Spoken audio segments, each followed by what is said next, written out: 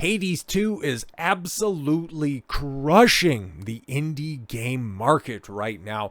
Thanks to the stumbling, stammering of Helldivers 2 and Sony meddling over the top of that, there's been a gap in the market that at the beginning of the year was filled out very well by Palworld, which is still doing well from all that I can see, and Helldivers, for as much of a step back as they've taken, are still, performing in the 6-digit club, so there's no stopping those phenomenons. But as you can tell, these aren't coming out from big studios, okay? These aren't EA, Ubisoft, Activision releases, okay? These are independent studios, independent games, completely and totally dominating the market. And Hades 2 is no different. But it is coming from a studio that does have a bit of a reputation of putting out very good, albeit niche games, but to see Hades 2 early access player count clears Baldur's Gate 3, GTA 5, and several other big releases, I don't think anybody anticipated this game being so successful. So,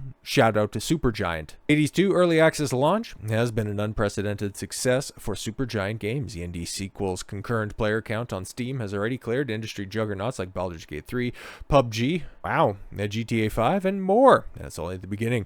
After 3 years of active development, the earliest public build of Hades 2 is now live. Eager roguelike fans are able to jump in and experience what's essentially a full game with early access label, not quite cutting it in this instance. Yeah, the exact same thing with Palworld, where it's in early access, but it still has a plethora of features. Okay, with dozens of hours of content on offer right out of the gate, the experience polished better.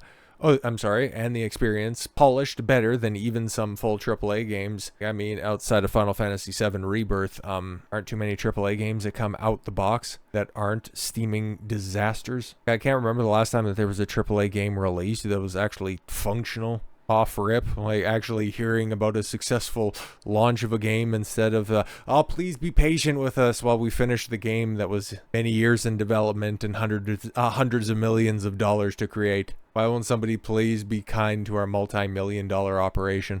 In just one day on the market, and the early access version of Hades 2 has set a new concurrent player record for the studio, soaring through Steam's top 10 most played games and establishing itself as a true indie hit with a peak of more than 100,000 players checking it out all at once. Holy, that's fantastic! Steam's current bestseller overall, Hades 2, has made an immediate impact through its first 24 hours. The sequel peaked at 103,567 concurrent players. And yeah, I've got the Steam charts pulled up right here, okay. At time of recording, just about 55,000 people playing it. Over the past weekend, 96,000 people, 102,386 all-time peak players. It's huge, absolutely huge. But this is what else is crazy about this. Obviously, you can tell by the name, it's not the first game in the series, and even just me alluding to Supergiant Games as a indie studio with a well-regarded track record. The reason that this game got the spotlight that it had going into its early access release is because it had a reliable track record of putting out quality games. Bastion being one that immediately comes to mind. There was a game I remember, Transistor. I don't know if that name rings any bells, especially if you were playing games in the early 2010s, late 2000s, early 2010s. You'll probably remember hearing about that one. But all of those games, including the original Hades, are seeing an uptick because, well, if you take a look at this, but not only is the sequel doing well, but as a consequence, so too is the original game. Imagine that. Imagine that. You put out a game that's well regarded and people also want to take a look at what else you've looked at and are willing to give it a chance. Big shock on that one. The first Hades has seen a staggering resurgence to a point where it's a few hundred players away from breaking its own all-time concurrent player record as well. Back in September of 2020, when Hades arrived in full and early access window, the game peaked at 37,586 concurrent players on Steam. In the past 24 hours, 36,043 concurrent players came close to eclipsing that long-standing record. Or yeah, okay, take a look at this. As for the other Supergiant titles, none could come close to matching the sheer popularity of the Hades series, at least on Steam. Below are a quick look at the all-time concurrent player counts in descending order. Hades 2, obviously, is smash hit. Hades, previously mentioned. Transistor, shout out. Bastion, and of course, Pyre. I'm pretty sure I played Bastion. I know I played Transistor.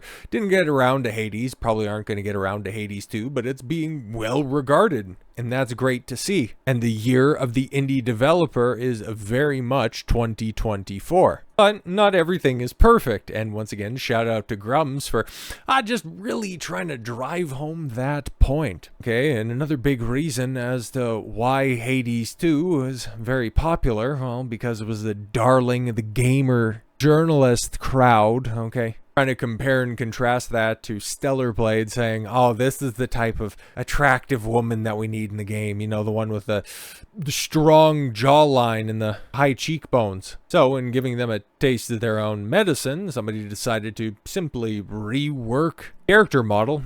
Something that is intrinsic to the growth of a game is normally the fan art and the fan community around it. So yeah, to see anybody make some fan art of your creation is always welcomed. And yeah, the image on the left is a marked improvement from the one on the left. But was it a big issue to begin with? No. It just goes to show you how a little bit of prodding can create a firestorm. But also, as Grums points out, yeah, you started this because, oh yeah, if you recall, okay, if you're somebody who's been following all of this geek stuff for a while, okay, you'll remember a certain Spider-Man cover, Amazing Spider-Man cover, that had Mary Jane Watson looking super bad on the left. And then all the freaks that are out there kind of started the meme, where are her organs? Had to make her look more appropriate, like an actual woman, when in reality it's like, I don't know, maybe some representation, maybe some thin chicks that are out there. I don't know. Maybe there's some real women that look like that. I've seen a few looking like that in my time. To try to compare J. Scott Campbell's art to the absolute laughable output of Rob Liefeld from the 90s, try to say that that is analogous, and then to spurg out about that it's absolutely absurd. To see the Puritans come for this when people are trying to make some changes to their man-jawed characters, I mean, just exposing some more hypocrisy.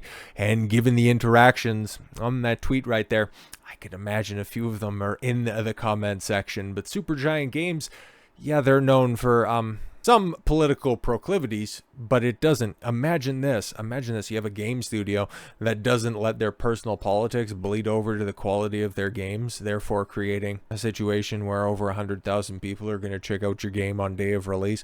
Yeah, big shock how you can go ahead and get an overnight success like this. I hope the game's good. Hopefully the game does have staying power, and hopefully the freaks don't end up costing it its success. But I don't think that'll be the case, because they get hung up on stuff like this. It just means that freaks in the game industry, unlike 10 years ago, they just aren't sending their best anymore. So with all that said, thank you all very much for the gift of your time. I've been Don Consuelo. I want you to follow your gut and get after it. Take care, everyone.